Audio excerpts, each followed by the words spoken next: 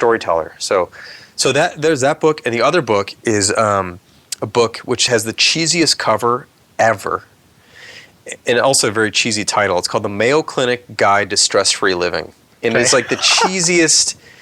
The book cover is like someone doing a cartwheel in a field. Stress-free living. It's horrible. Yes. But it's this guy. Is it made by the Church of Scientology? It looks like it would be, but it's actually the Mayo Clinic, which is like the world's best hospital. Yeah. And this guy who wrote it is a doctor there, who sort of unlocked a couple of really interesting truths about the brain and how to reduce stress in your life. And it's fascinating and changed my life in terms of like, I haven't mastered the techniques, but they've influenced me greatly. And the number one thing I'll tell you about it is that basically there's this sense that what he's sort of realized, and different sort of religions and theologies have sort of come to similar conclusions, but he sort of tried to make this very practical, is that there's two modes of the mind. There's the default mode and the focused mode. Okay, and the focused mode is when you're like working.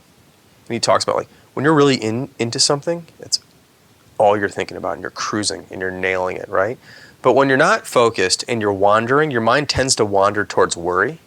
It tends to wander towards, you start having these thoughts in your head about like the things you should be doing and the things you're not doing and what's going to happen if I do this and oh my God, global warming, we're all going to die. And like you just start, your mind, because evolutionarily, like you're programmed to do that because if you're that just amygdala taking over. Yeah, it's like there's a tiger who's going to kill me and I got to like, I got to be wary. But he's like, in modern world, most people don't have those things anymore. We're pretty safe.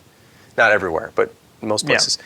So you've got to get your mind off the default mode, which is the wandering mode, and back into focus mode. So he helps you figure out ways. And some people do meditation, and he's like, meditation's a wonderful thing if you have all this time to commit to it and learn and really master it. Is that something you've tried? I have, and I've never been able to do it very well. And so this really spoke to me because he's like, I think meditation's a wonderful technique, but it's not a practical technique for most people.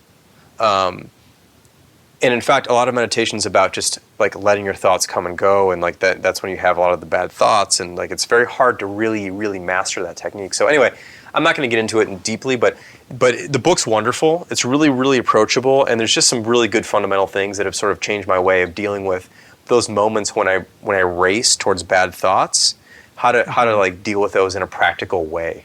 Right. So anyway, those two books I'd highly recommend. This is my first time asking this one. Do you make your bed?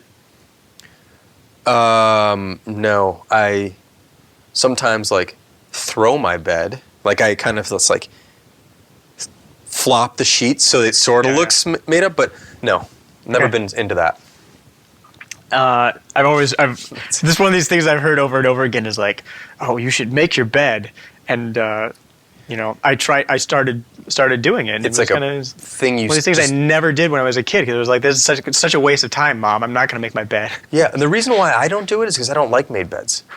Like, I don't like when I go to a hotel, the first thing I do is I tear the bed up. Yeah, I don't kick like the sheets out from under. I hate having my feet trapped. Me too. I don't like things tucked in and tight that way. So, like, I just kind of like would flop. I mean, I like it to be sort of semi-presentable at a certain level, but I don't go through the details, and I certainly don't tuck things in. Yeah. Maybe flatten it out a little bit. A little bit, sometimes, but not all the time. So it's not like all just bunched flop. up. Yeah, floppy. Yeah, just flop it.